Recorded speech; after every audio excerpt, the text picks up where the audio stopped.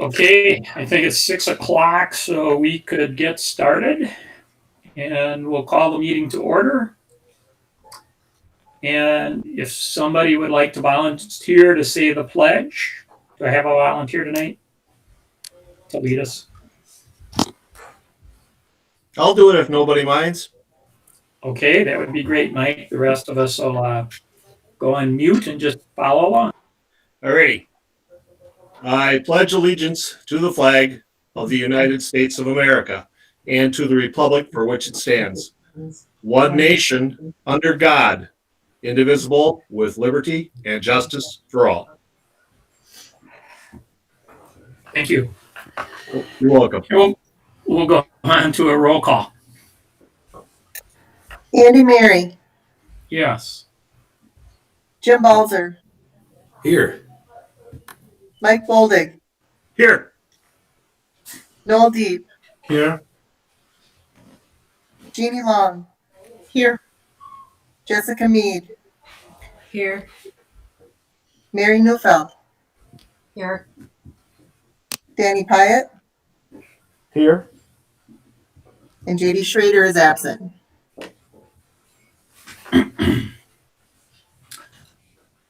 Okay, and then do we have some public comment tonight, Mary Kay?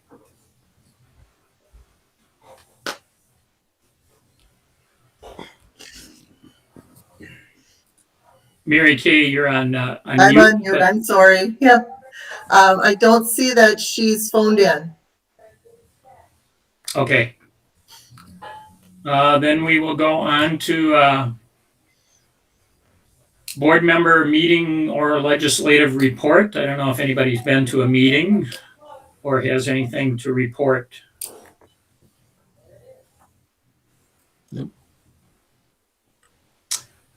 JD told me that for the potato business, he was in the governmental relations meeting tonight, and their lobbyist just told him that the governor has told all the departments that don't ask for any more money, but that's about all it was.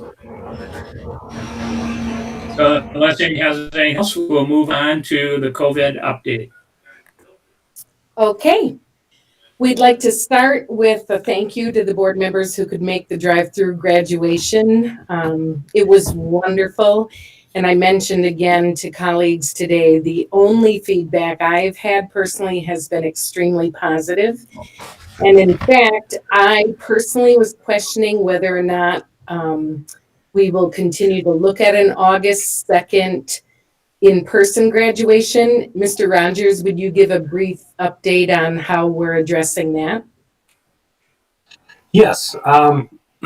We sent out a survey to the students, and so far we have, I think, 46 responses,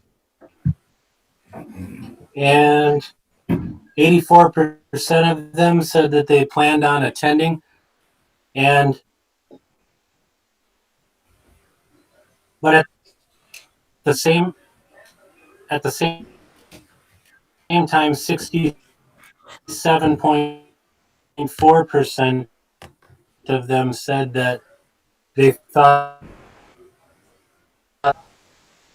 the drive-through ceremony was enough of a celebration.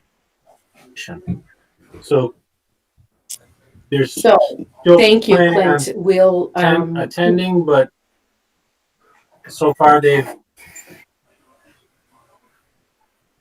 said that it was enough of a celebration and they wouldn't need the August 2nd. So, so we're going to follow up with our class officers in the meeting and see what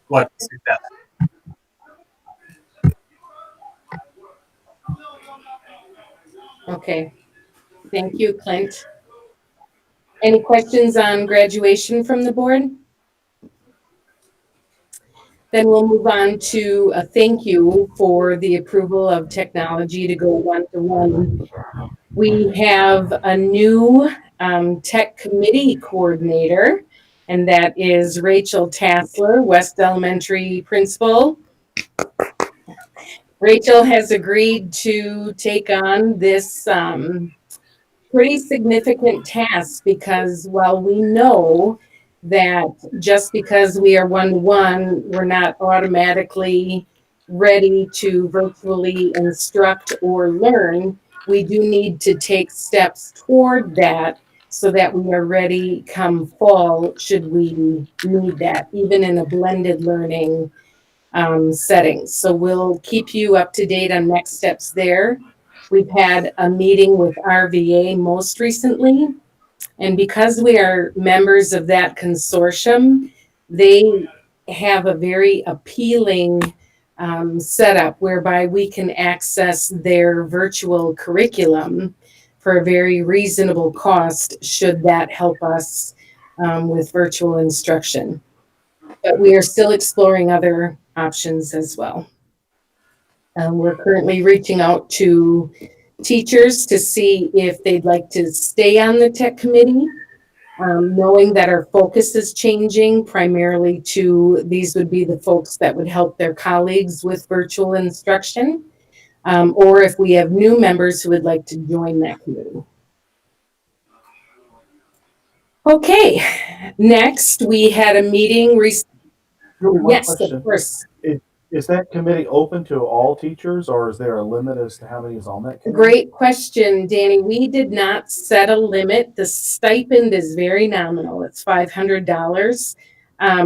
So we're thinking that teachers certainly aren't going to do it for the money. What they're going to do it for is if they have that passion on virtual technology, which the school closure has brought about in some. We've had teachers say that they are really enjoying or enjoyed now, past tense, the virtual opportunity to connect with their kids. So we haven't talked about limiting it, Danny. We'll see how many we have step up first. Okay, thanks. Sure.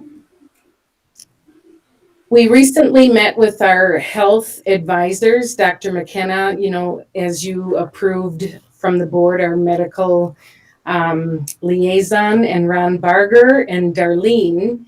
And those meetings will continue. We had the first one to talk about next steps, and also all districts are trying their best to prepare for fall.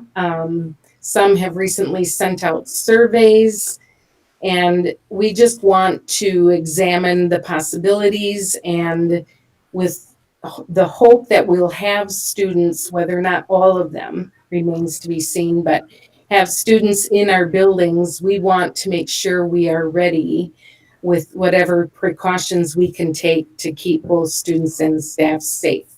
So our next meeting with them, and then we're opening it up to others as well, other administrators, so that we can have the district perspective, will be on June 23rd. Okay, the prom. We are led by Michelle Napkovich, the prom advisor, and some awesome juniors who are doing their best to make the prom memorable, even though we have abandoned the notion of an in-person prom held at the school or elsewhere. Most recently, their plan is looking like a porch prom, whereby students would be at their own homes, and somehow we could connect perhaps for the, what is it called when you have coronation? Is that the word I'm looking for? Anyway, perhaps that would be at a local spot and could be broadcast or something. But Heather Arlen, one of the student reps to the board, she's on that committee, and will be sure to keep us updated as more information becomes available. They're looking at the date of July 17th. And stop me if you have questions. We're almost finished here. Food, go ahead. No? Okay, food service delivery was in the document. That ended last Friday with the students' last day. However, food distribution at the high school continues through the month of June. The Aquatic Center, we talked to you about a reopening possibility. And Tim, anything you would like to share there since you serve on that board? We have a meeting scheduled for tomorrow afternoon. Mary Ponisic, the aquatics director, has developed a reopening plan, and the committee is going to be reviewing that. And in a nutshell, it's a very conservative initial reopening with asking our patrons to register for time slots. They wouldn't have access initially to locker rooms. And we'd have a check-in, self-check-in with temperature and health, and just kind of go it slow with hopefully getting into aerobic lessons and such in 2 to 3 weeks. Okay, thank you. Julie, can I just, the food service one, just so everybody knows, it's just the one new 10 to 1's time slot. There's no evening time slot, correct? That is correct. We discontinued the 3 to 5 distribution time because families had increasingly been dropping off. And so it just wasn't reasonable to keep that open any longer. So they are attending now between 10 and 1. Thank you for that reminder.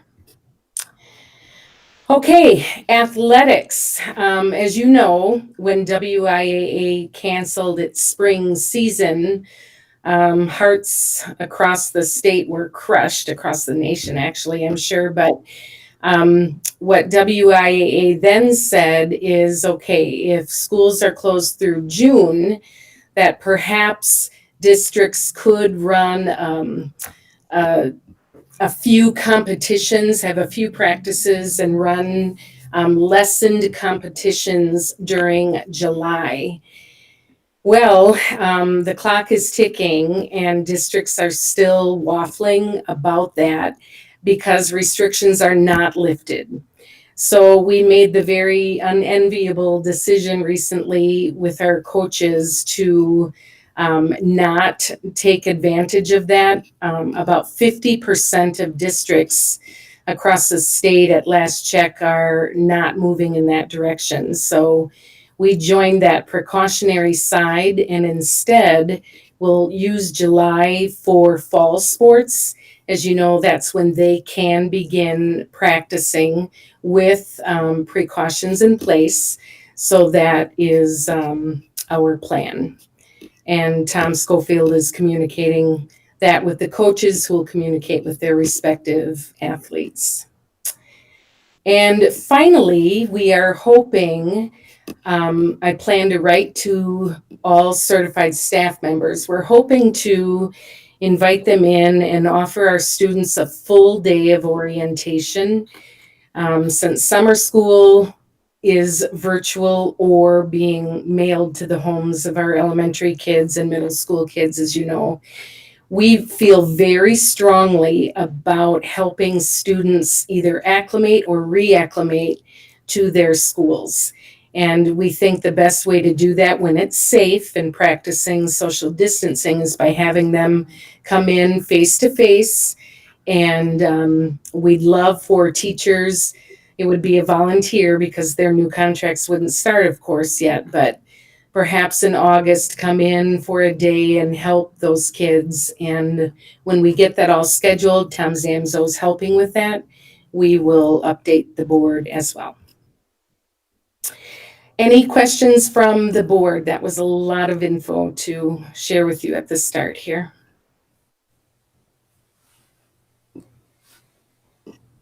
Okay. Okay, I guess we're all set. Thank you. Thank you. And we'll go on to the budget update. Okay, Andy, I've got a lot of information that I want to cover. So let's start out with opening that year-end closeout estimate.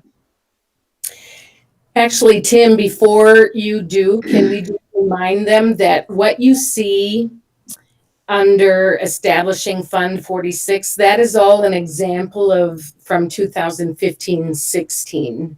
So we wanted you to know there won't be, of course, any motions tonight. This is just discussion, and draw your attention to that example.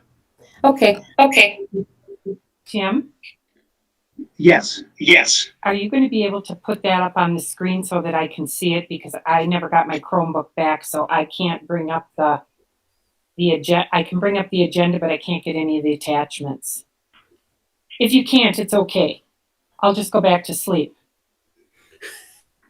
You mean you or your computer? No, I was sleeping last time when Noel called me to wake me up. No, I can't. My Chromebook wasn't working, and so I can't get it. Thank you. So Mary, can you see that at all? Yes, I've got it. Thanks. Okay.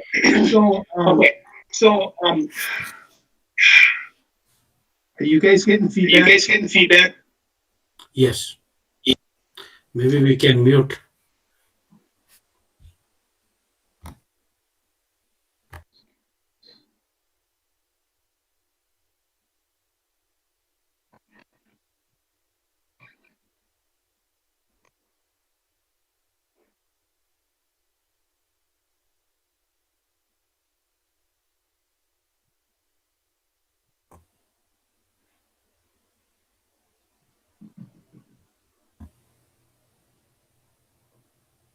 Jim, are you there or am I out of the meeting?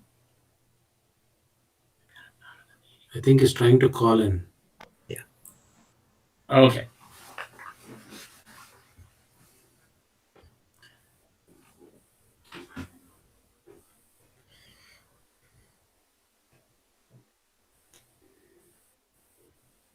Okay, how's it sound now? Much better. Okay, so when you look at that handout, first of all, it's difficult to make this kind of a statement when we're looking out almost 30 days and some of the activity, the fiscal activity goes on into the middle of July. So this is just an estimate. But as we go down the list, you can see that in the salary and benefit portion of the budget, I'm conservatively estimating that we'd be at approximately $350,000 in savings. And then you can see the non-salary portion. And I don't need to go line by line, but we would have an additional $483,000 in estimated savings from across the whole budget. And I'm looking specifically at Fund 10 and Fund 27 on the 011 project side. So this is essentially Fund 10 dollars that support special education. So this is just a general statement of what I'm estimating the year to end at. Also equally important would be our ins and outs with open enrollment. And last Friday when I sent this out, I wasn't able to track down where our aid adjustment would be relative to open enrollment. So I have a note on this revised version that Mary Kay posted, I think it was on Monday, where we have, as of May 19th with ins and outs, we have 185,000 of less than we budgeted for open enrollment out, which is good news. Now that number can change almost on a daily basis, but I would think with the COVID, our parents probably aren't moving as much as they may have in years past. So I think, somewhere between 850,000 and about $1 million is what we're going to do, probably add to fund balance as a result of the impact of COVID. So before I go further, do board members have questions on that?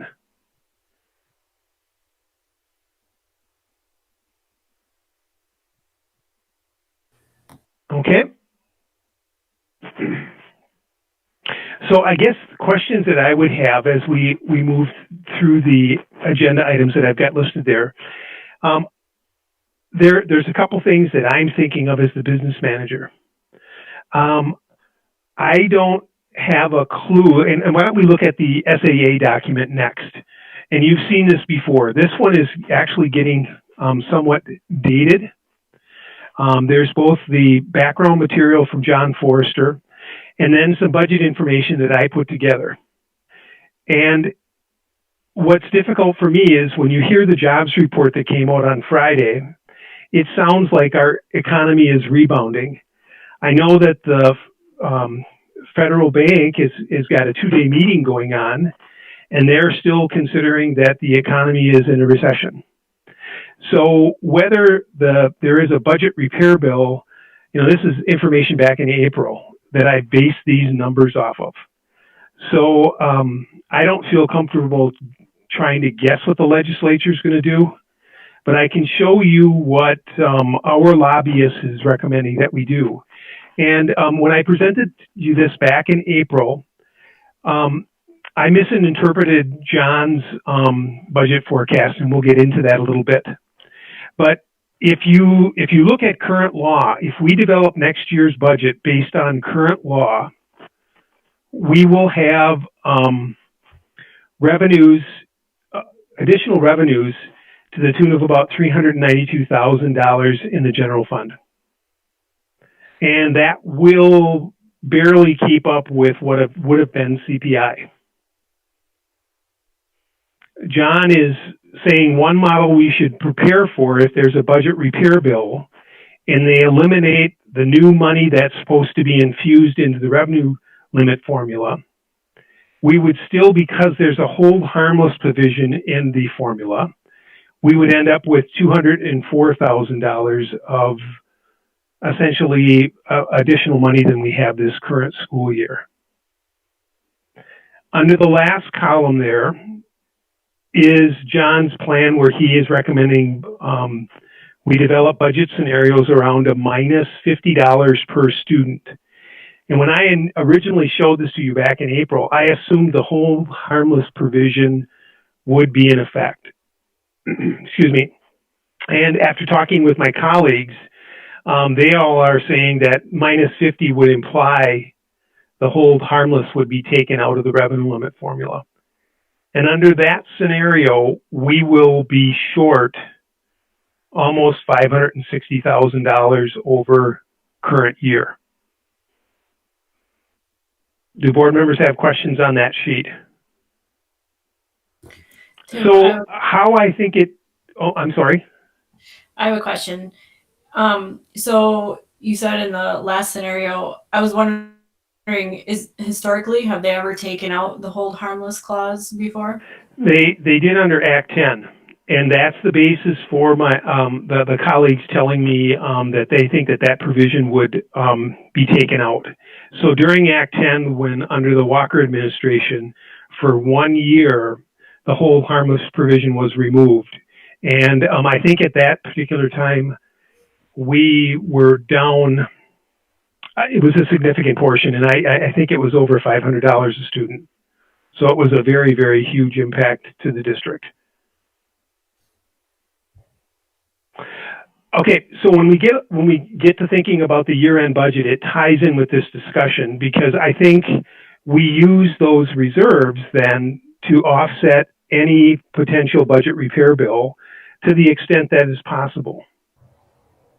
So I would recommend that we would go ahead and put those monies into fund balance with the intent that if there's a budget repair bill, we're going to submit, I'm going to call it an unbalanced budget, and we're going to use those funds to cover that deficit. And if you look under the third scenario that I'm proposing, I'm anticipating that we would have funds in excess of what the budget repair bill is likely to impact our budget.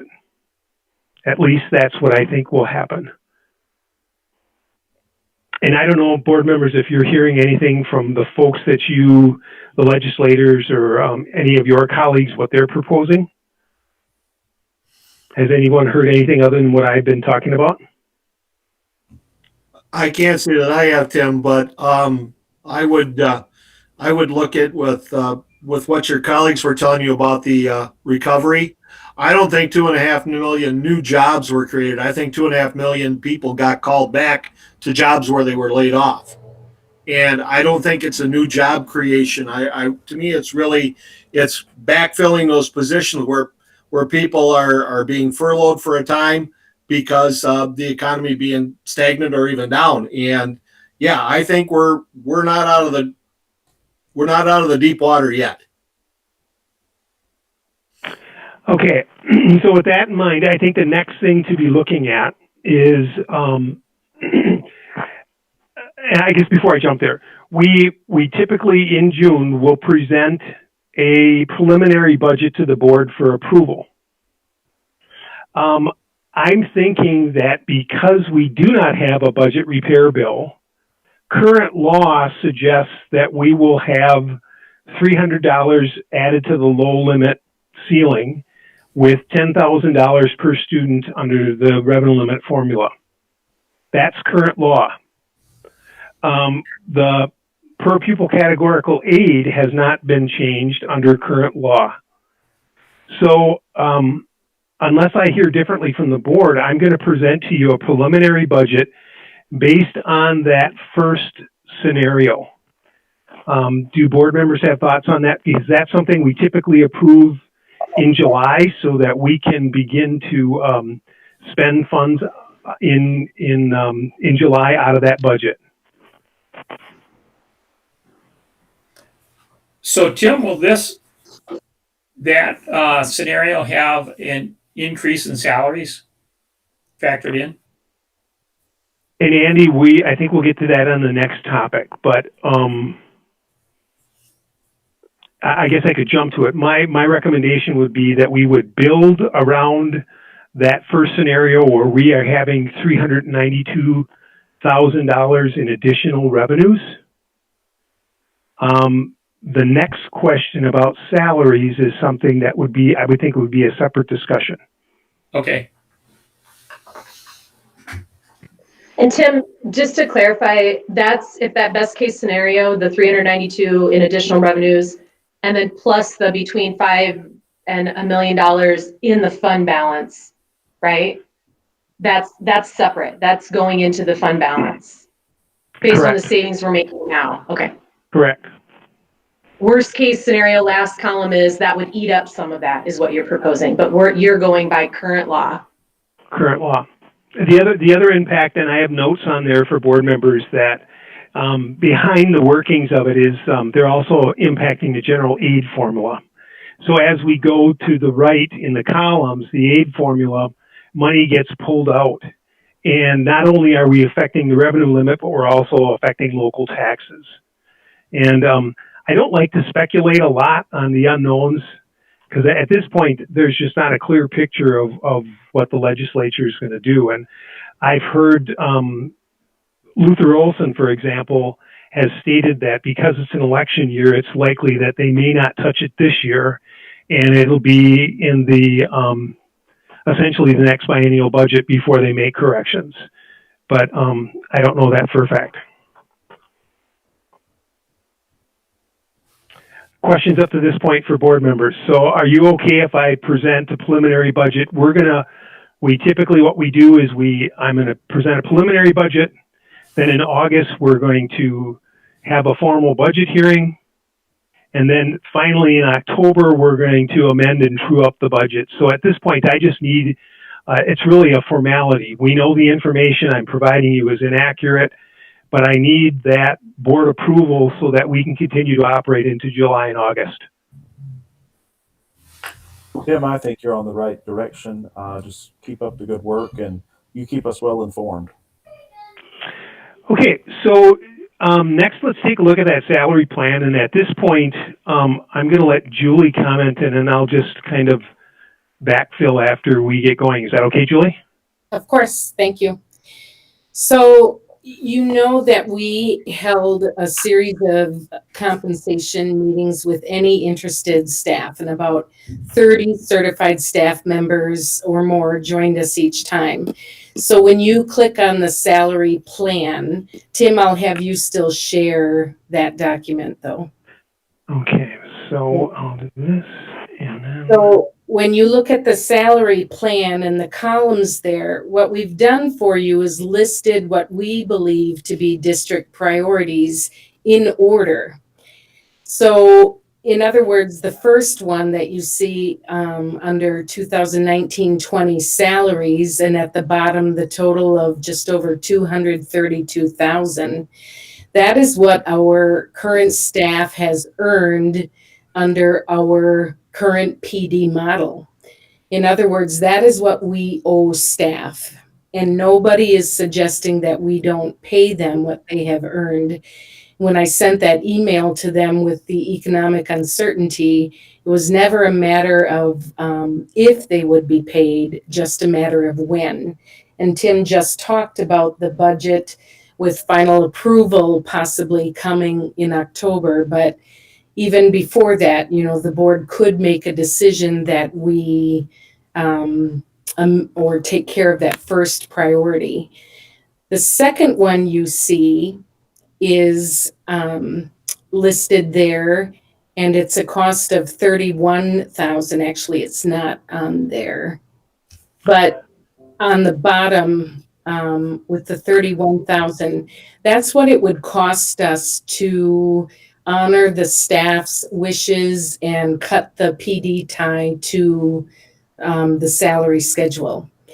And just as a reminder from last meeting, that does not mean we cut PD, because if you look at our elementary teachers, for example, the amount of ELA PD that they've had is very substantial, even during the work days. So that's what it would cost us to create a new model, that 31,000.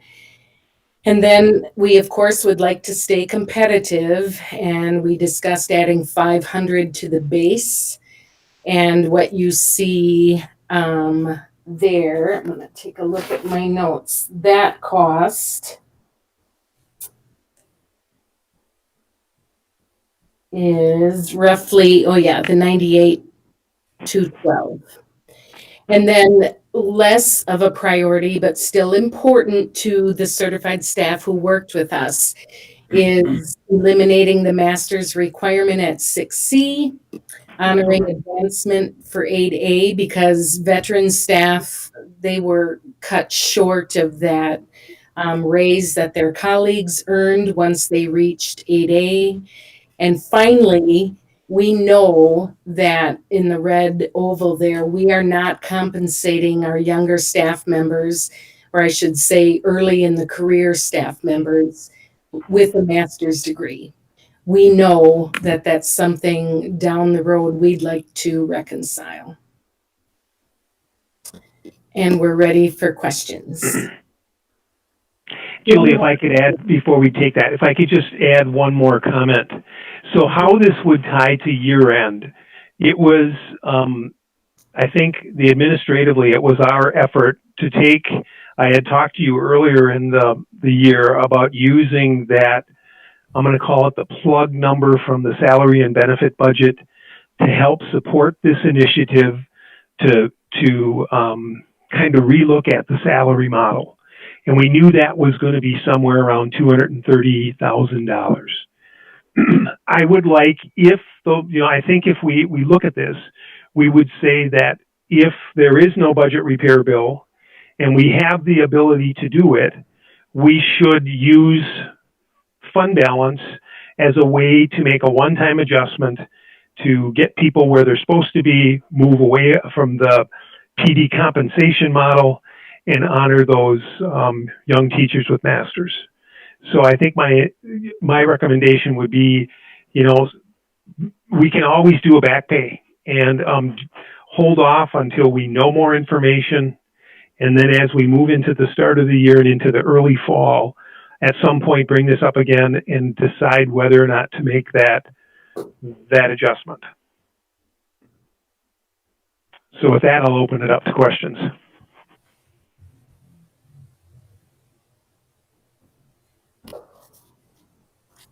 Okay, any questions? No question, Andy, but a comment. I think if this is a type of salary schedule that's going to keep us competitive and keep staff from venturing elsewhere, it's a worthwhile thing to look at. Absolutely. Okay, then the last thing I have. Oh, I'm sorry.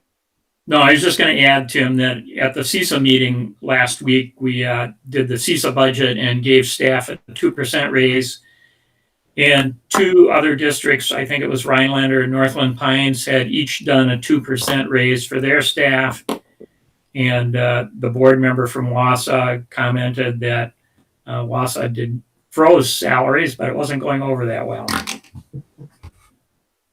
So go ahead, Tim. Okay, so just as if you look at the salary structure, what's important is if you look at we have step levels, 1A, you can see the levels on the side. And if you look at the numbers as we go from one level to the next, as part of the PD plan, we were giving an incentive for 90 hours of PD. And our staff really liked the idea that every third year they had an opportunity to get a little bigger bump in salary. So that structure has remained the same. Mm-hmm. So as we roll from one year to the next, a typical year when we have somewhere around 60 people advancing a tier, our normal annual increase is going to be somewhere around 2.4 to 2.8%, just by the nature of the salary structure. This particular adjustment, if we did everything that was outlined here, would be closer to a 4% increase. Mm-hmm. When I rolled this for next year, and I took that, if we had 100% retention and we advanced everybody 1 year, that would be at 2.8%. And again, it has to do with how many teachers are getting that third year bump.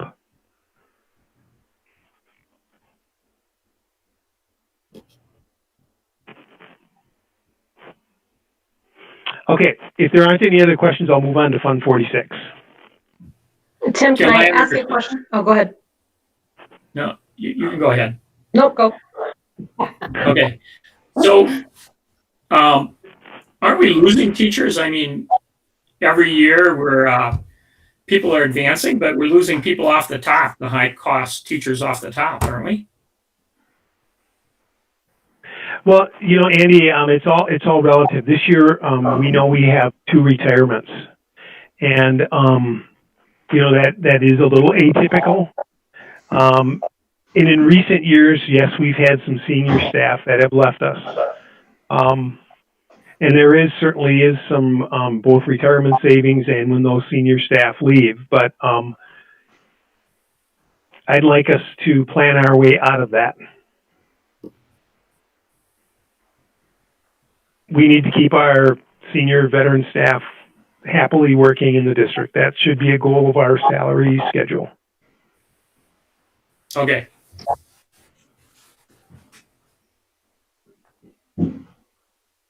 Was there another question? Okay. No, that's okay. All right, let's take a look at Fund 46. So this was a little snippet from board docs during the May 24th meeting back in 2016 when we established I'm going to call it a capital project sinking fund. So it is considered a trust fund by DPI. So once those funds go in there, they have to be spent for capital projects on an approved loan at the sinking fund, and that we allocated $200,000.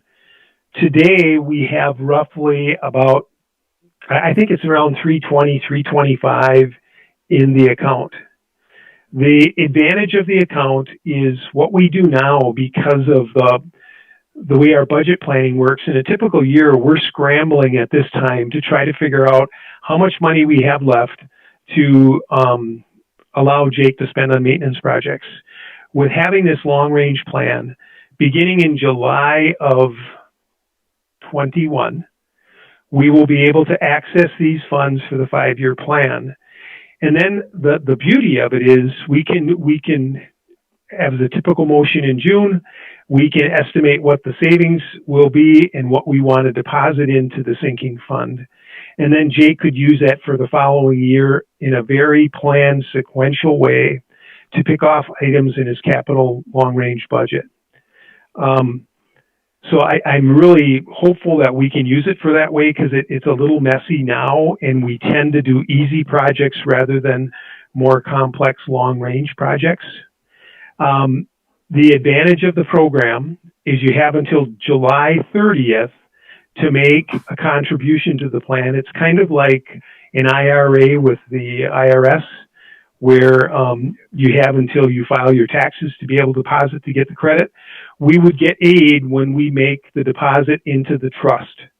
When we pull the money out of the trust and actually use it, there's no impact to the aid. So the one nice thing about it is it allows you to manage your local tax levy to some extent, to be able to adjust the amount of contribution to reflect the aid payment. Because what happens is when we don't spend all of our money, we're going to receive less general aid the following year. So by building this fund balance this year, we will receive less general aid, and in all likelihood, our local taxes will go up. So, we have a little bit of time. I'll do a little more work on what part to target. As I get closer to the end of the month, we'll have a much better idea of where we're going to close out the year. And Andy, I don't have a good feel for what we should be adding. I told Julie today that if I could avoid short-term borrowing this fall, that would really be a nice thing for us, because it takes several weeks of my time to get that in line.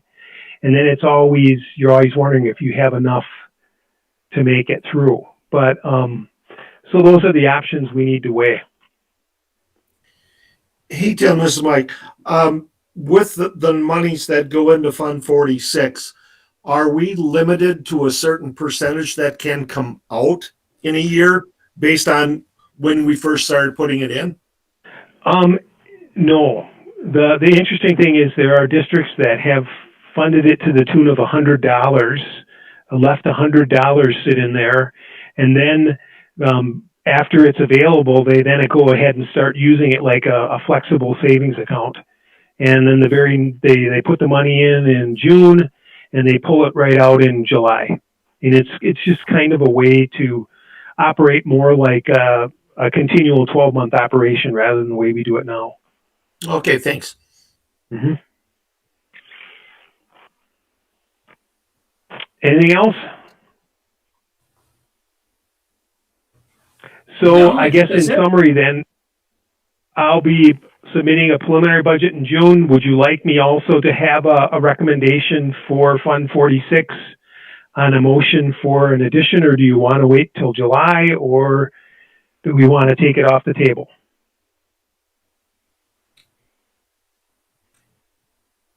My thought is that we want it on the table, but maybe we want to wait as long as we can to make a decision.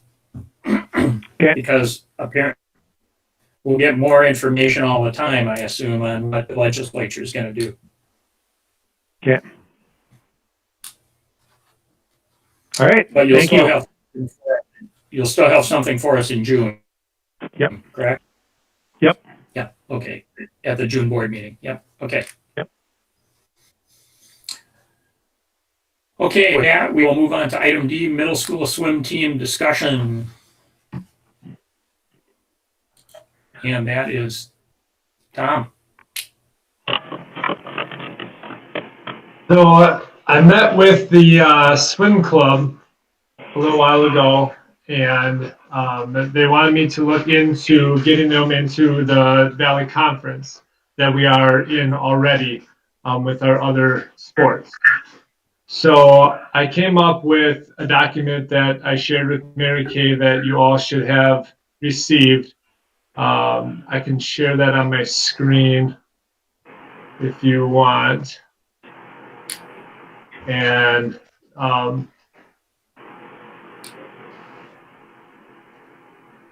let's see here. Tom, Is it sharing? Tom, it's Mary. If everybody else has it, it's okay because I read the letter. It's not like looking at the budget stuff. So if it's only for me, it's Gotcha. Okay, so I guess in the proposal, it just discussed how you know, they want to build a program. They want to make sure that their middle school athletes will be able to continue and have accessibility to compete at the middle school level. If you looked at it, there's a lot of girls swim teams that will compete in the fall, and the boys swim team will compete in the winter. All of the coaches' pay was shared out with the swim club, transportation, officials, pay, everything else. The schedule is already out there. It's been out there for a while. But they just let me know today that if they were passed by the board and approved to be supported, that they would be able to get in the schedule for the upcoming season for girls, and then the boys as well. However, the boys is a lot less teams. It is just DC Everest, Rapids, and Marshfield. So I, after speaking with them, told them that we would present it to the board. Michelle Arland is also on here as well for representative of the swim club. So if she would want to speak at all and say anything else, she can. Oh, Tom, you did a good job. I'm just happy to answer any questions anybody might have. Okay, thank you. Yeah, I have a quick question. With the number of kids on the team and looking at the events that are listed, is 13 and 10 enough to be competitive? I mean, I would imagine these kids get tired out pretty quick with the number of events that they do. I'm just curious how the breakdown works. The breakdown works for the high school. Kids can swim in up to 4 events. They can do 2 individual and 2 relay. So as far as them getting tired, no. The meets generally last an hour to an hour and a half. They aren't very long meets, but our goal is when kids get to the high school, they choose other sports because they do them in middle school, and middle school sports numbers are down as well. I know like the volleyball team last year for the girls only had 10 girls on it for the 8th grade. So I know those numbers are down. And it's just another opportunity to expose the pool and get kids doing swimming, which is a lifelong sport. You know, there's so many sports that we have that kids can't do it every day or, you know, for the rest of their life, where swimming is one of those all-around sports. It's not an easy sport. Anybody that swims is going to tell you that. But we just thought maybe if we can offer it at the middle school level, we tend to lose a lot of kids in that middle school time where we have several kids early on in the year interested, or early on ages interested, and we as a swim club encourage them to do other activities. We want kids exposed to basketball, to volleyball, to football, we want them to do everything. So we're not real stringent, in hopes then that they all choose to come back to us. But especially I think our boys, once they get to high school, most of them think it's too late and I've never swam. Where if they have that opportunity maybe at the middle school and we can keep those kids or buy them in, then hopefully we will have a stronger high school program as well. And it's a win-win for our aquatic center too, because now hopefully we're getting year-round swimmers that are also buying memberships when they're not in the pool.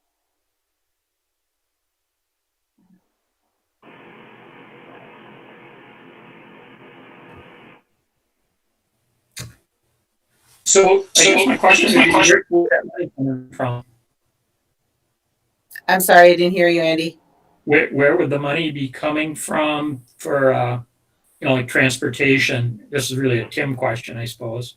No, I think it's a me question because we said we would pay for it all for VR Club like we did for our high school programs. We've always paid our bills. We do fundraising.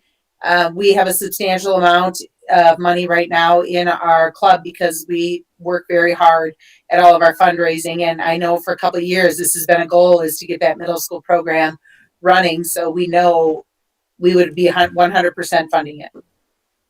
Okay, so it's not a cost to the district No. per se. Okay. I just want to add that I think it's a wonderful theater program, and I think that, you know, you get kids that the last kid that you think of that wants to be a swimmer will join the team and be successful. And I just think it's really something that I wish we would have had the opportunity to do for years. And Michelle, one more question. Are the kids from the parochial schools going to be able to participate? Yep. Okay. Yeah, Michelle, this is Mike Boldig. Anytime we can add something at no additional cost to the district, I'm all for it. Awesome. I will add that it will be a little bit of time for Tom Schofield because he has to make sure he sets the things up. But as far as financially, it's 100% our burden. A little extra work for him is nothing. But, you know, when I tried for a couple of years and realized that it's just not conducive and it's not working. But unless we try it and give those kids that opportunity, we don't know. Okay. So do we need a motion? This was just the next board meeting, correct? We'll do a motion there. Okay. So unless anybody has any more questions for discussion on this, we'll move on to item E, worker update. Thanks, Michelle and Tom. Thank you. Thank you. So this is Heidi. We uploaded the proposal. Did you guys have any questions regarding that proposal for the social worker?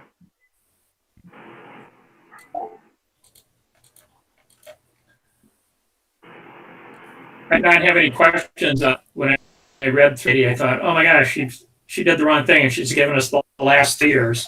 But so I appreciate that you did give us that background for ways here. Yeah. And we have made a conditional offer. It hasn't gone to the board yet. So, and it got a conditional acceptance, and I'm super psyched about who we are getting to come on board. Okay. So, we'll come to you guys at the next meeting. What's that? Heidi, is it someone local?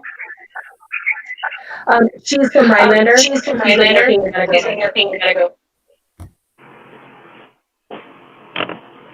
So then we move this to the meeting at the end of the month, Andy? For action? Actually, no, because you approved. You did approve it already. Yeah. Okay, cool. You Thanks, had John. asked for Joel. some information about a 3-year plan, so we wanted to get back to you and share that info. You're right. Thank you very much. Of course. And just so you know, this proposal was done with counselor input, school psychology input, admin input, just how we want to grow this program and this person, and it's going to be adapted over the next few years based on how things go. So we're really excited to just get started.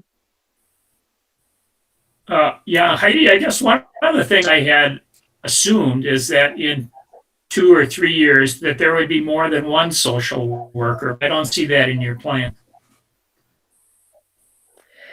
So, you know, it just depends on our needs. What I'm foreseeing is that we would potentially look for a mental health navigator through the grant work that is available, whether that be through DPI or through Aspirus, those funding sources.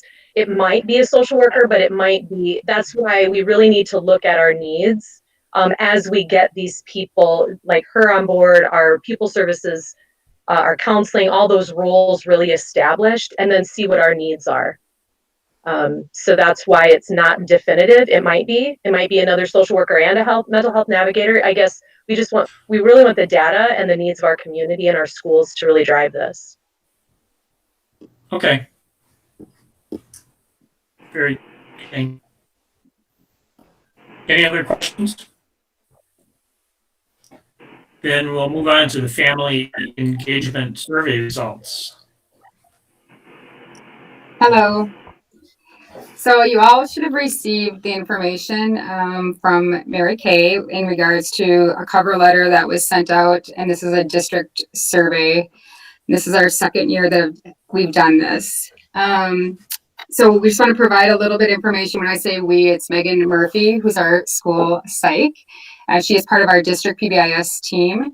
And along with Megan, there are representatives from each building on this team. And last year, during our assessments of our PBIS systems and family engagement, we determined that we wanted to put together a family engagement survey. So we took a look at what the questions were directly from the RTI PBIS Center, and then we decreased them, and then we took a look at how they were being stated, and that's Megan's expertise, and she's also going to be communicating in regards to the specific numbers, and then you guys can ask questions if you have any questions. Before I move to Megan, we just want to make sure that we're providing the why, like why do a family engagement survey? And one thing that we do need to think about is aligning the word caregiver, because I think sometimes we have that different lens. So our CHAMPS group is using the word caregiver. So that is a conversation, but in the sense of family engagement survey, all caregivers were given this survey, regardless of guardian, grandparent, etc. The survey was, we feel it's our responsibility to provide an opportunity for caregivers to provide feedback. So there's day-to-day feedback. Every building has day-to-day feedback. And there's many other ways that we can get feedback. Currently, we're using Class Dojo, which is an app with our 4K through 5th grade.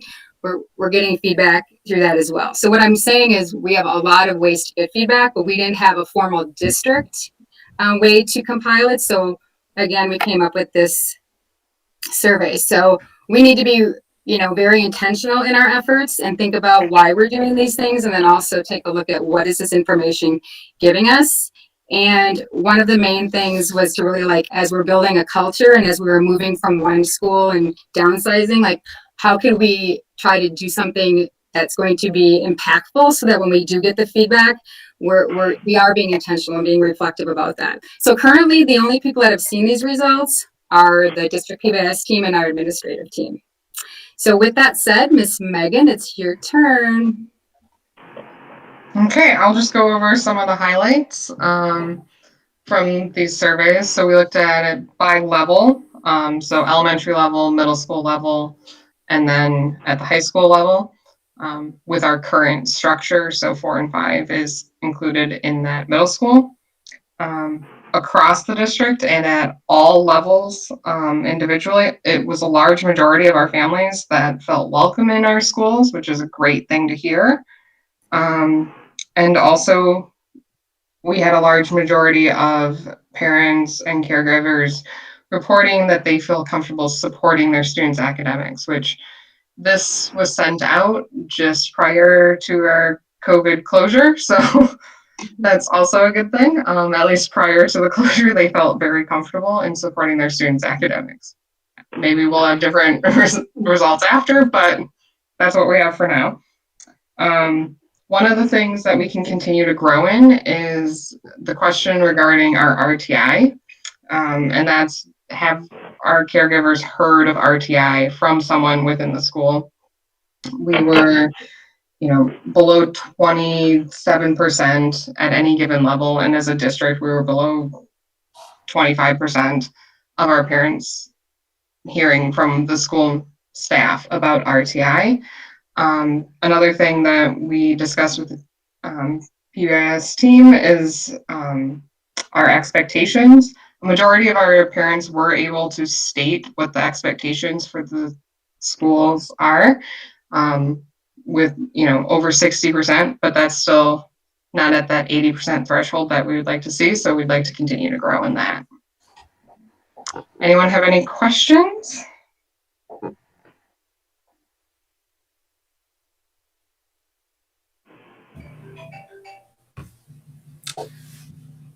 Okay, I don't have any questions, but thank you for the presentation, and I hope we do continue to grow in, because I think family engagement is really important here for our schools. I just wanted to say one thing that looking at that data as far as the response to intervention and parents engaging in that, the PBIS team in coordination with our reading people have already started to take a look at and really dive into how we can improve that outcome, not just for parent engagement purposes, but just for our RTI systems. So in general, so I think it's really good work that they're doing, and I just appreciate the PBIS. You know, if you think about all of the systems that we have, that's one that's been consistent in our district and consistent leadership and growing. And so thank you to Heather, Anita Maddock. So just wanted to give a shout out to that as we continue forward. Okay, thank you for that. Thank you. And thank you, Heather and Megan. Unless somebody has another question, we will move on. So we'll move on to district administrator evaluation timeline. Okay, so last year at this time, we agreed, or you agreed actually as a board, that the district admin evaluation should occur each year at this time. So what I did was upload the same evaluative tool that you agreed on last year. And I've already spoken to Dustin, so he can send it electronically again. And I just need to know when you would like that sent to you electronically, and then when you would like to establish a due date. The plan would be then that we have only one meeting in July, and the plan would be at that meeting, we would have closed session to go over the results. And Julie or Mary Kay, can you give us the date of that July meeting? July 21st. Thank you, Mary Kay. First. Okay. I mean, if the board is feeling exceptionally fast, we could have closed session after the June meeting, but that would really be up to you. I would just say that putting it off until July gives us a little better feel for what we might do with staff salaries. And don't take this the wrong way, Julie, but I don't like if you're a raise that's bigger than the rest of staff in general. I understand completely. Unless I have a good reason to, which I may have, or other board members may have, but yeah. Okay. So I'd like to see that go first. Okay, and I would like to, if we're going to go into closed session on such an important topic, I would like to do it when we're all in person instead of over the internet. Good point, Jeannie. Okay, so closed session will be in July then. How about if I have Dustin send this at some point yet this week? He'll do that electronically, and then if we meet on the results in July, when would you like him to close the survey? We're gonna go one step back. As far as everybody knows, is that July date pretty good for everybody? Okay. And then I just want to say last year when we did this, if I recollect right, we only left this thing open for a week or 10 days. Just because we didn't plan far enough ahead to leave it open longer. But do people want it open for several weeks, or does 10 days seem like a good amount, or? Andy, this is Mike. I guess if we have it sent out at this week, if we take a couple, 3 weeks at the most, and say cut it off on July the 3rd, that might be enough time. But that's my thought, but what other board members think, that's their version. Julie, it's Mary. Was Melanie the one that gathered, and didn't she do all the putting it together? And how much time does she need to do this? She did last year, but what we learned, I'm getting what we learned is that the board preferred the Google survey results as they came. There was a colored chart that came, and what Melanie did was really hand entered. And so Dustin can arrange for the results to be private to everybody until it closes. And then we would all have access to the results, which are tabulated for us, and it would be automatic. So no need for Melanie to do that work this year. Okay, now I have one other question. Is Dustin with us? No? Yes, yep, I am. Yes, yep, I am. Okay, Dustin, this is Mary. Is there a way that we can like start it and then stop and then get back into it without losing it all? Or do we have to do it in one sitting? I believe you'll have to do it in one sitting. Okay, so I can't change my mind then. Once you submit it. Okay, all right, thanks. Well, actually, I could theoretically make it where you could go back and change it if you want. So I guess that's up to the board. I would prefer being able to like do it and then maybe think about it and maybe go in and change some things. I don't know. If everybody wants to just do it one shot, it doesn't matter. If you would just let us know when you send it to us, it would be helpful. Sure. Yep. Mary, on that point, would it be, could you just do it on paper and think about it, and then when you go in to submit it, you would just put it in? That's fine. I can do that too. I can give you a paper copy, Mary, so that you have that then. Does anybody else have an opinion on that? Just one other thought, Andy, before we select a due date. There are, as you recalled last year, and some of us struggled in deciding how to answer. There are two questions that relate very much to Jake's job, and two for Tim and two for Mary Kay. So there was some sentiment then on how, you know, if the buck stops with me, then Jake's job is a reflection of my job performance, or Jake's wheelhouse, I should say. So if you want to discuss that at all tonight, we certainly could, on how to answer those, or if we answer them. Last year, I believe most of you just answered on how you think maintenance and operations and school finance and budgeting and Mary Kay's responsibilities reflect on me, since I am their overseer.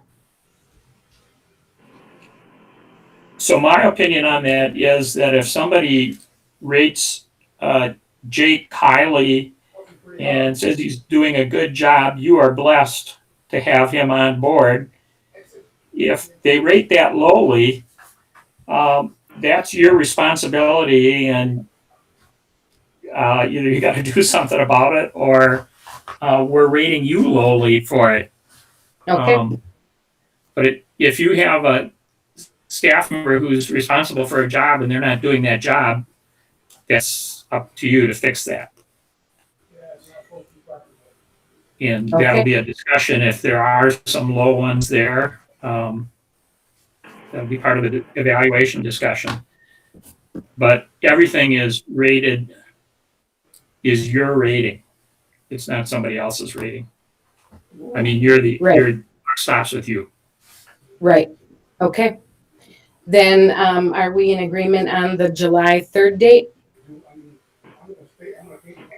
Okay with me.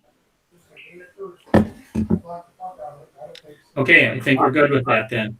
I am because I suggested it. I was hoping you didn't change your mind yet, Mike. No, I haven't, Andy. Thank you.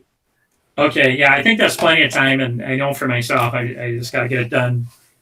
Or is it 3 weeks is too long? I can put it off too long. Okay, Thank you. we'll go on to the next item, transportation update.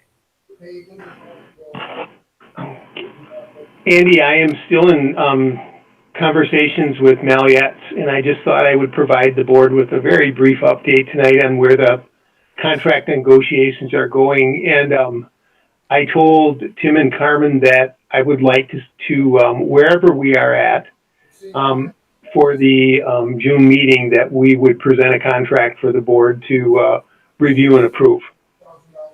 So with that, I'll just highlight a couple of areas where we haven't reached an agreement. Tim likes having a 5-year agreement when he is looking at investing in his buses.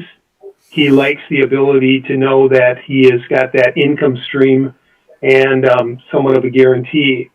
What he doesn't like is trying to estimate his costs 5 years from now.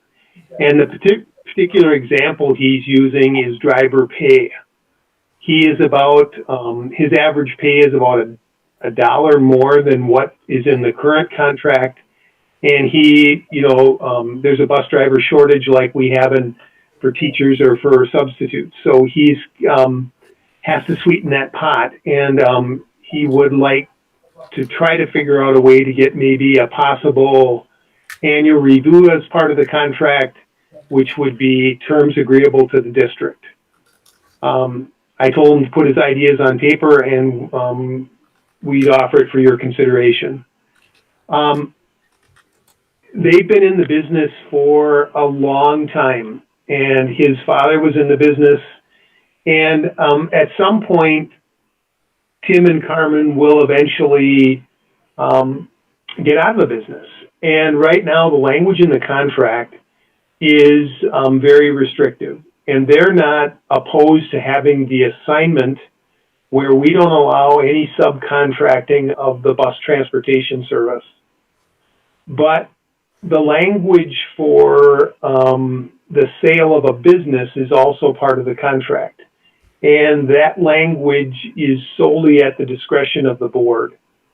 And Tim feels that long-term, he would like something that would again be something that the board would not withhold a reasonable offer. So if at some point in his career, Tim chooses to sell the business, he knows that he has, as long as it's a reputable firm, he has the ability to sell the business as part of his retirement planning. So that's some language there that we would like to resolve. Because of COVID-19, we haven't agreed on what I'm going to call as a standby rate within the contract. So when school is not in session, he wants some reassurances of what that looks like so he is much better prepared in the event, like with fall.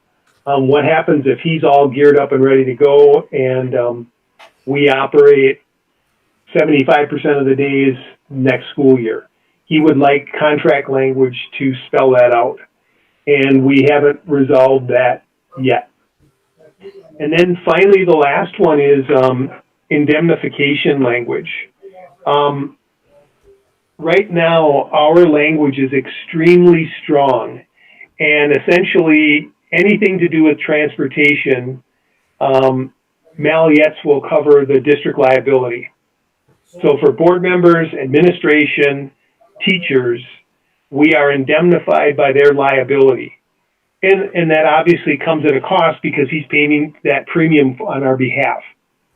What they don't like about the contract is we, as an example, let's use, just because it's very specific and highlights the example, it would be girls co-op hockey. As part of the co-op agreement, we tell the coaches that they have to rent from Mallettes.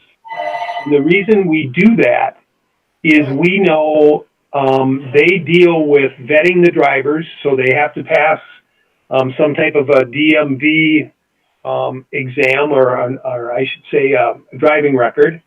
So their insurance carrier checks their record, says they're eligible to drive or not. We don't have to deal with the fallout. But most importantly, they've got a $5 million protection of liability for those families and for those kids.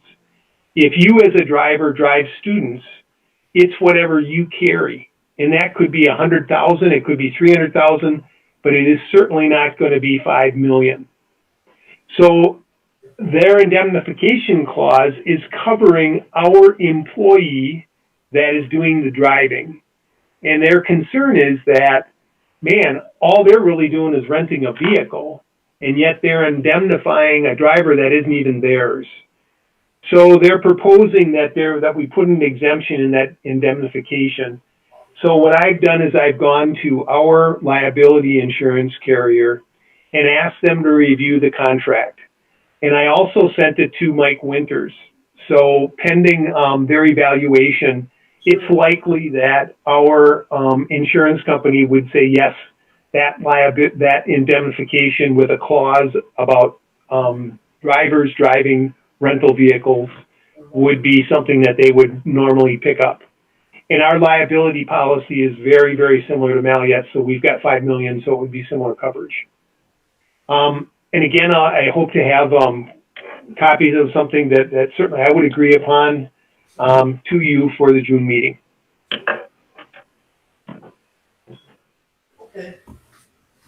Okay, that sounds good. So will we vote on something at the June meeting, Tim? Andy, that would be my intention, yes. Okay. Okay, well, a few things to work out there, but any other questions on transportation? Then we'll go on to food service update. Hi. Yep, okay, Can you guys hear me? yes, Am I okay? I'm not echoing or anything. not right now. Oh, perfect. Okay. So last year I talked to you guys about community eligibility provision, or CEP. And with CEP, this is a 4-year program again, with offering free meals to students. It'd be free breakfast and free lunch, and along with that, their milk break would be free also. When I presented this last year, not all the schools were high enough because we still had Spring Valley, which was very high, which kind of skewed our numbers. So this year, with looking at the community eligibility provision, I put the sheet in, and then I also just went down and I put in the ISP on our eligibility reports. Yeah, okay, there we go. All right, so on this first eligibility report, which is for East Elementary, with the ISP and calculations, for East Elementary, they would be able to have 73% of their meals claimed as free, and then the other 20-some% would be claimed at a paid rate. Then we looked at North and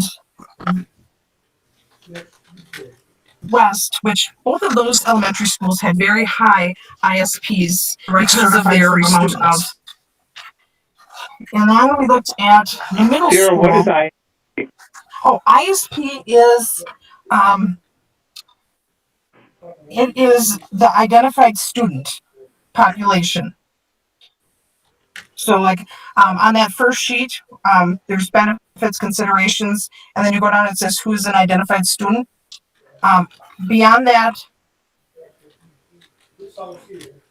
that's your ISP students. To even qualify for CEP, your school has to have at least an ISP of above 40%.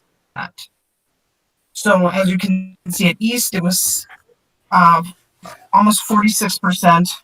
And then at North, it was 64% and 60% at West.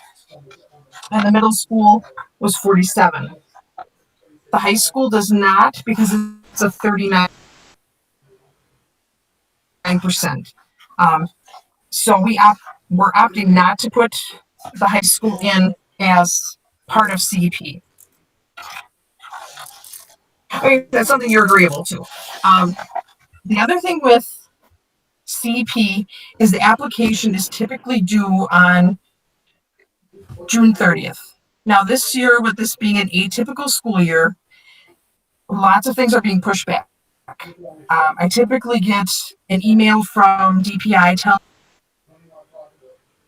telling me which schools they want us to apply for and our reimbursement rate, which I have not gotten from DPI because they're just not working on a daily basis at the office. So if we are eligible to fill out the applications for this next school year, the schools that I would like to do CEP at would include all three of the elementaries and the middle school. And the middle school does kind of bring our reimbursement rate down, but we still have 4th and 5th grade students there, and lots of those households with little ones, and they have other financial issues. So that's why I would pick those schools. And this is something for you to think about again. The other thing that's going on is the School Nutrition Association is proposing, if schools don't start, continuing with kind of like our summer feeding process, or they're looking at feeding in the classroom, which I don't think will make any custodians happy. But so if this program is available, it would be something that I would like to offer to our students. So does anybody have questions on the CEP? Sarah, I don't think I do. Go ahead. Okay. If you could just, in summary, just give the 30,000 foot view of what it means to be CEP and what that means for our children and what it means for what it means with CEP. Oh. Okay. As far as once programs start CEP, typically you do see a 2% increase, at least in people taking free meals. So with these free meals, it would take away any stress from your paid, your reduced, your free kids from ever having to worry about bringing lunch money. That they wouldn't have to worry that once they get there, oh, my parents didn't put money in, or something like that. And as far as an overall money standpoint, we would be able to still be able to pay all of our employees and our food cost if it was a 2% increase in participation, which I'm thinking. Sarah, this is Mike Boldig. Would this literally knock down the concept of lunch shaming? Yes. At the middle school, that was one place where we did cut kids off. At the elementaries, we didn't cut any kids off. But like when the kids come through and put their numbers in, if they have a huge amount of money, sometimes my people will say to them, oh, you owe lunch money, where this would eliminate that. They would just enter their number and we would just accept their meal. So there would be no talk of any money. They wouldn't have to worry about going home and saying, you didn't put lunch money in, or, they told me, and most of the time what they hear instead is, I can't eat tomorrow. That's what they hear. So it would kind of eliminate the lunch shaming. It would eliminate them worrying about lunch and breakfast too. Because I think lots of people don't realize that we have. All students at those grade levels eat for free. Yes, they do have breakfast for free. Not that they take it, but it is for free for them. So Sarah, the reimbursement covers our costs. The district's not paying out any additional here for food service. It wouldn't be. And if it did on a certain month, I think we probably have enough in our fund balance still through this whole summer feeding that we would be able to cover it. Okay.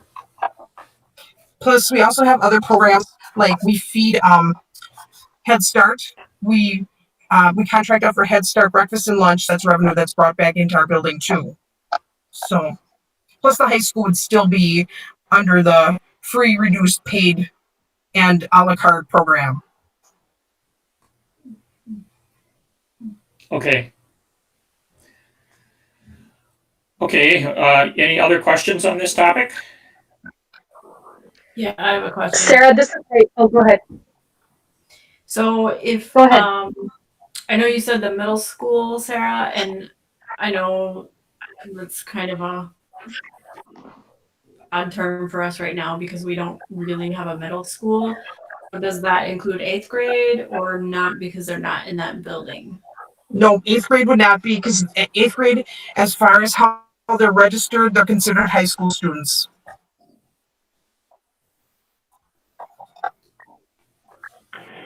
Sarah, can you talk? Sarah, my question was just the ISP, is that based solely on just free, not reduced? Because those not. Yes. Okay, thank you. That helps me. It would be nice if we got reduced too, because then our numbers would look better. But yeah, no, that's okay.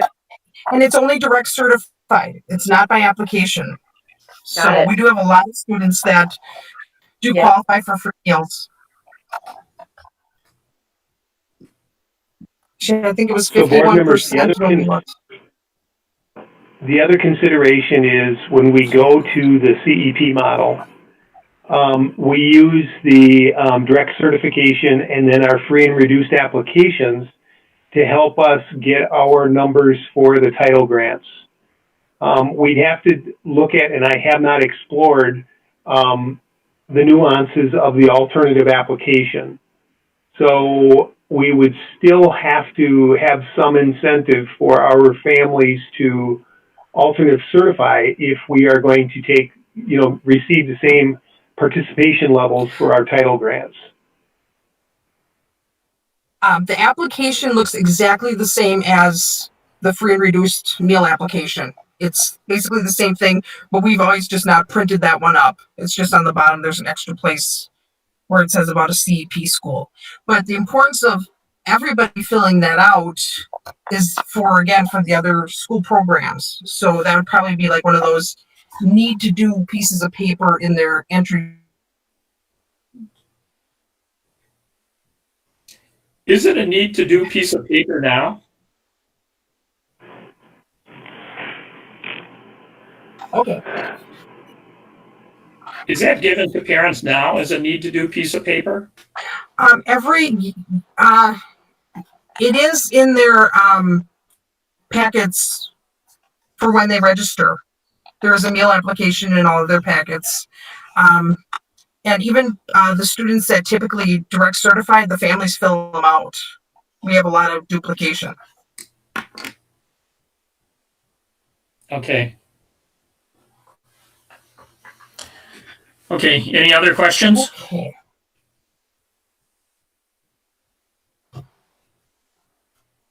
Did you have any more you wanted to add, Sarah? Yes, there's another thing that I would like you to consider. We do have some unpaid lunch debt.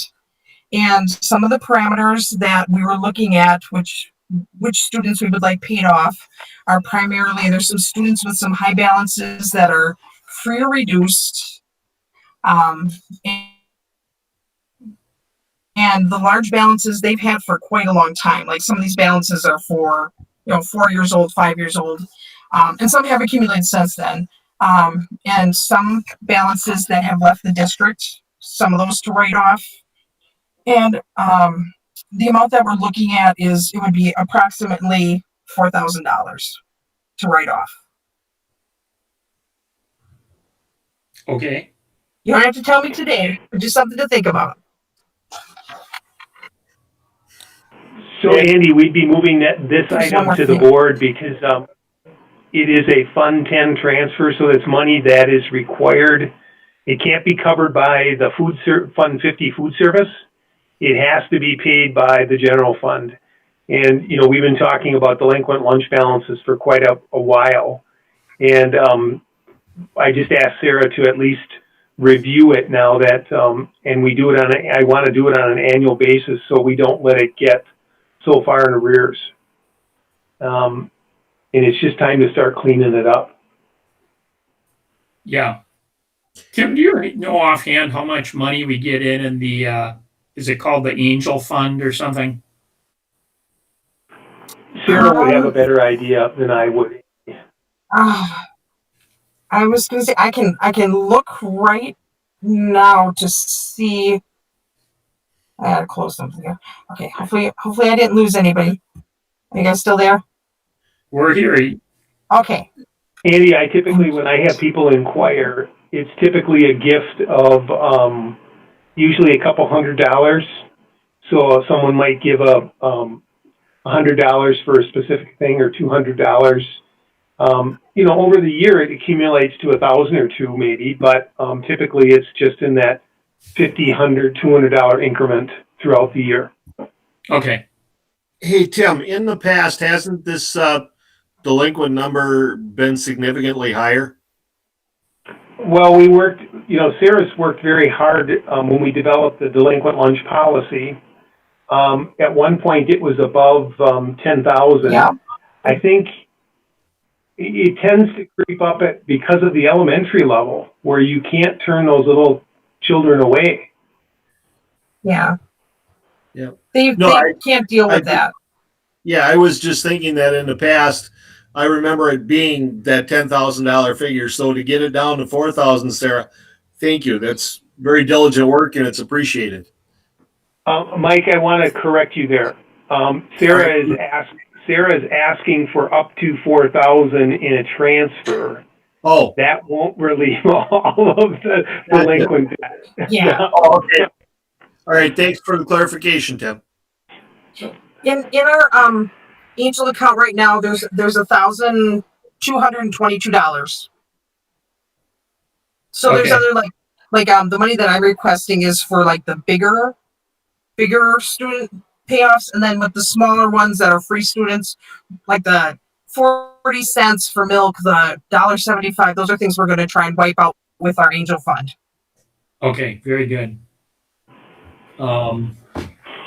Okay, any other questions?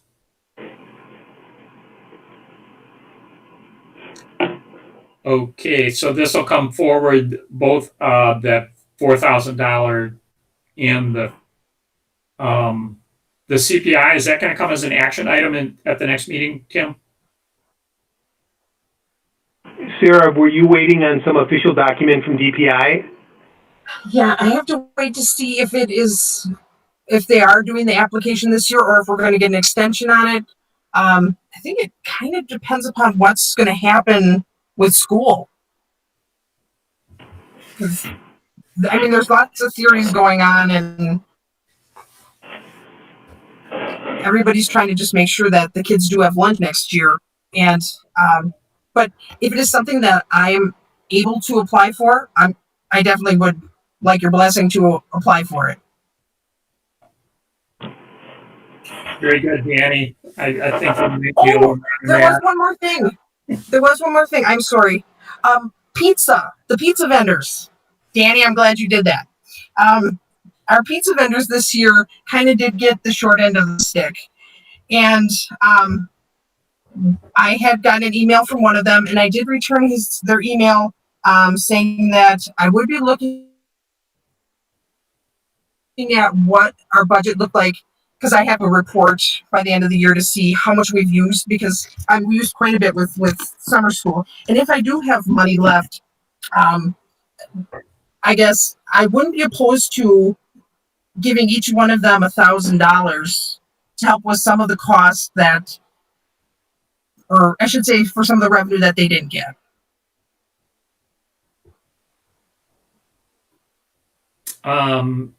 Okay.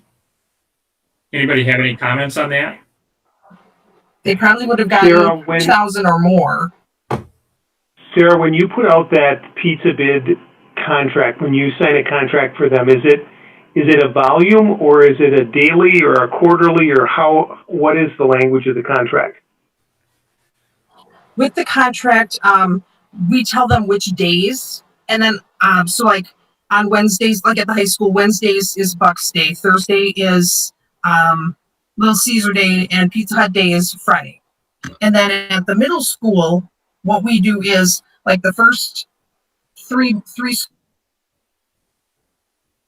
school months goes $2. Where with a Pizza Wednesday, they have one Pizza Wednesday a month, and then they have pizza every Friday on the alternate line. So Bucks has them for 3 months, and then Little Caesars has them for 3 months, and then Pizza Hut has them for the last 3 months. So they know what their schedule is, and I usually give them a calendar also with the dates highlighted. And then as what we do also contact them, because things happen. Like at the end of the year, we don't have seniors for the last week, so our pizza numbers really go down. So they know that there's adjustments that we do make. Or like at the middle school, we started out with getting like 30 pizzas, and I think all of a sudden our Friday pizza orders became 40 to 43 pizzas. So it just depends upon the demand. So that's kind of in our language, but they're assigned days. They know that, and then for the middle school, they know that they're assigned 3-month slots. And Sarah, when you say $1,000 to each of them, that would come out of the food service budget? Yes. Okay. Okay. Because I think that sounds reasonable. Okay, because we're getting orders from other people, but they do order a special flour for our pizzas so that it makes the whole grain equivalent. Okay. Okay, any other questions or comments on this topic? And if that's all you have, Sarah, thank you for presenting us, and we will put those two things on the agenda for the regular board meeting. All right, thank you. Okay, and then we're going on to action items and consideration of redefining Ready cohort commitment. And Kelly. All right. Andy, can you hear me? Yes, I can. All right. So basically, our district is represented with Redefining Ready in one way, which is I'm on the WASDA committee to develop this throughout the state. So we already have a jump up for the last couple of years on the cleaning our data, developing our scorecard, which was presented to you in our 5 lab board meeting. And so what the cohort 1 would be is districts, and primarily they're going to be districts who are represented on the Redefining Ready state committee. They have relatively clean data, which we do. We've spent a significant amount of time working with Mark and Infinite Campus in our various schools to clean our data and get it flowing clearly from Infinite Campus and all of our different data sources into our 5 lab scorecard. it's for districts who have been discussing redefining ready for the last couple of years as the committee has been started and working. And then it's for districts who are ready to start using the metrics for school improvement work and district improvement work. And they have to be confident and have a plan to create a pilot scorecard by July 31st, 2020. So we've already had our scorecard since, I believe, January. So we have all of those areas. There's no additional cost. And really what the cohort 1 is, it does require board approval. And the district administrator has to just fill out a very brief application extending that the board and the district is in support of moving forward with those areas. And what it would entail would be free implementation support from the Redefining Ready Committee, which is WASDA and CISA 7, but then it's supported at our local CISA. So whichever districts are involved in this cohort 1, we would have a series of planning and implementation, professional development, and support through our local CISA.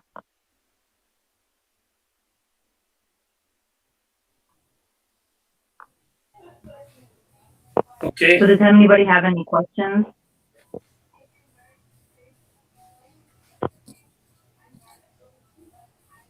So other than a commitment, there's no financial cost here, or how's the financial handled? Nope, there's no financial cost whatsoever. It is basically WASDA, the Wisconsin Association of School District Administrators, is working to implement this throughout the state. So there's cohort 1 through 4, and obviously, as they work through all of the goal is to have all the districts in the state implementing Redefining Ready within their districts for school improvement. So I double checked on the cost and there is none, and we can bring as many people as we would like to these planning sessions. I double checked on that as well.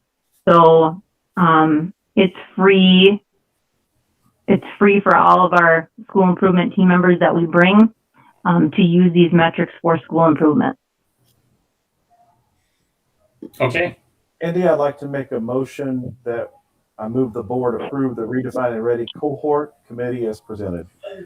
I'll second that. Okay. Any additional questions or comments? Just a correction, it is not a committee, it's a commitment. Okay. Are you good with that commitment, Danny? I mean, correction. Yes, thank you, Mike. I was looking through the wrong bifocal. That's great. I just got new ones too. Okay. There's no questions. If you'd all unmute, we would do a voice vote on this. All those in favor? Aye. Aye. Any opposed? Okay, and so that passes. Thank you for that presentation.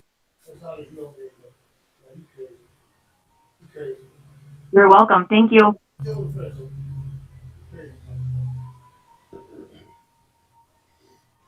Okay.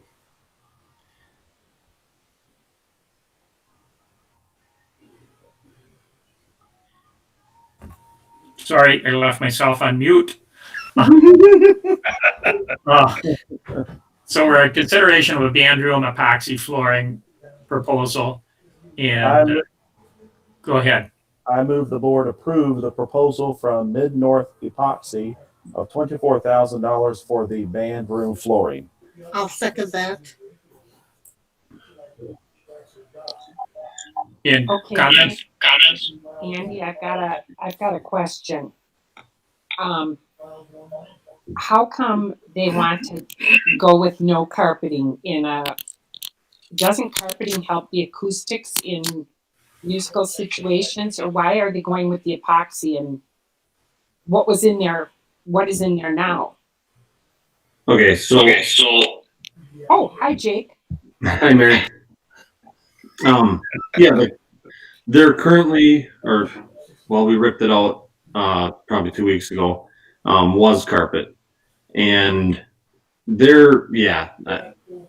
there's a lot of debate in the music industry as a whole as far as what the best flooring is, what the best ceiling is, what the best wall coverings are. You know, I speak very lightly because I'm nowhere near an expert when it comes to acoustics, but I've talked to primarily Jacob Oxley about this and made a call to two different acoustical experts, I would call them. That's what they deal with. And the long and the short is every room is going to be somewhat unique. And when you look at what's really going to work within that room, you really have to make a decision based on your fixed excuse me, I'm drawing a blank. Objects such as, you know, we have block walls, concrete walls, steel eye joists for the ceiling with a steel panel. And when you look at the soundboards that we have in there, and then even to the risers being, you know, different levels and deflecting music differently, it really is a whole package. So to say that carpet is better than hard floor or vice versa, it's really tough to say that in any certainty without looking at it as a whole. Now, that being said, the different types of carpet that you can get do act differently. That's another dynamic of that. The carpet that we had was very, very thin, no padding underneath it. So when you look at the acoustical side, from what I've been told, that acts much differently than a carpet that is a plush with a pad. I feel like I'm kind of going on too much on that, but the long story short on this is I feel like it's important to have a serviceable floor and environment, meaning from cleaning and maintenance and sanitation side versus trying to hinge one aspect of what makes up that acoustical environment on Jake, I'm assuming that Mr. Oxley or the band teachers gave input into what they thought they needed, correct or no? They did, and Right, you know, that itself is somewhat controversial too. You know, and that's when you get into that, it's kind of a difficult. You have a lot of, you know, if you talk to Jacob Oxley, and I don't like speaking for people that aren't present, but you know, his impression of music environments altogether is very differently than some of the long-standing band members of our community. As far as, do you need risers? Do you not need risers? Do you need carpet? Do you need hard floor? And it's tough to just pick one commonality and just go with it. So at the end of the day, the reason that I want to go with this epoxy flooring is when you look at the cost from carpet to epoxy, the cost estimates that I had ballpark are roughly around $6 a square foot. The epoxy is around $8 a square foot. Given the risers and how they're curved and the different elevations, you know, when you get into carpet installation of that level, that's really something that's out of the scope of my guys. So in either facet, we would be installing by a contractor. When you look at the longevity, the epoxy flooring is going to last much, much longer. When you look at the from the sanitation side and keeping things clean, you know, a lot of the instruments have spit valves and mouthpieces that they blow out and things of that nature. And to keep a carpet clean in that environment is tough to say the least. So from the longevity and the sanitation side, I think that the epoxy floor is much, much more superior. And then when you look at the what you have to do to maintain the two types of floors, the year to year, or the day to day, to keep it in good condition. I think hands down the epoxy is the way. I didn't really anticipate epoxy being the solution when I first started thinking about this project. But as we got into it and talking with a number of people about it, and then we had Mid-North there doing the Family Consumer Ed room that we got the grant for. I had them look at it as well, and I really think that that is the best bang for our buck as far as keeping a good, well-maintained and clean environment for a long time. Jake, if I can jump in here for a second. When I first saw that, I was excited because God only knows what is underneath that carpet, and I'm glad that it's out of there, truthfully, because it really looked bad. And it was getting very worn, torn in a lot of spots. So my opinion, hats off to you for putting the epoxy in there. It's going to be much cleaner, a much fresher environment for the kids, especially like you already said with the spit valves and things with the musical instruments. However, I know you alluded to soundboards. The only thing that I would add is making sure that we do have enough soundboards in that band room, because if not, with removing that carpet, the sound is going to carry a lot farther out in the hallways. So that'd be something also to look at, just in my not professional opinion. But thank you very much, because yeah, that carpet is really disgusting, to say the least. Thank you. Thank you. And my son thanks you. As a band student, he thanks you very much for that carpet being gone. Danny, to your point, and I think Jake would agree, once you have that flooring in, you can once again then go back in and maybe do sound attenuation testing. Absolutely. Just see what the reverberation is, and if they do need the additional soundboards, we can review it again at that time too. Correct, and then that would be the plan prior to letting kids in that environment. Jake, on not the band room side, but are we doing anything in the choir room? Because I know that carpet there is much to be desired. So this year, no. Okay. Not as of now. Now, if things dictate such that we have more time and money to accomplish that, if we have delayed school years or whatever that lays out, that's certainly something that is on my list. But given all that we've talked about, I'd really like to make sure that we're on the right path. Just have a double check and not do both rooms wrong the first time, if you will. Well, the carpet in the choir room is not as bad as what's in the band room because of all the instruments that's used and all the above that's already been stated. Yep. So we don't have a lot of choir kids spitting out or cleaning out their spit valves? Not as much. Side note, I just got a text from David Doms about coming over to my dad's. It was kind of weird. We were just talking about him.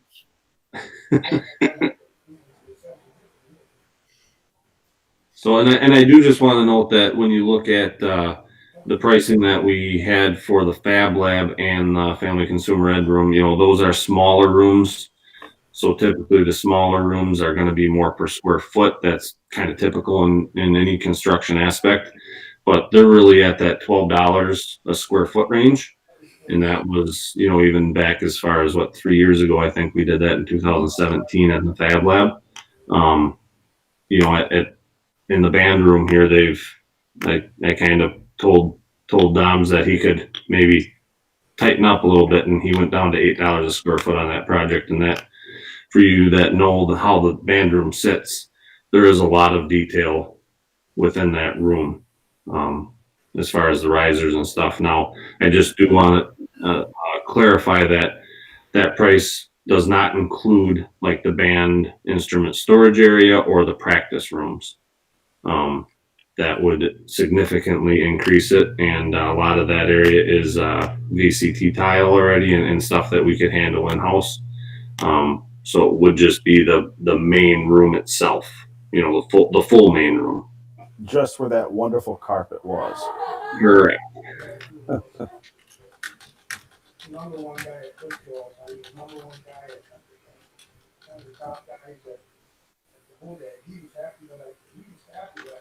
Andy, you're on.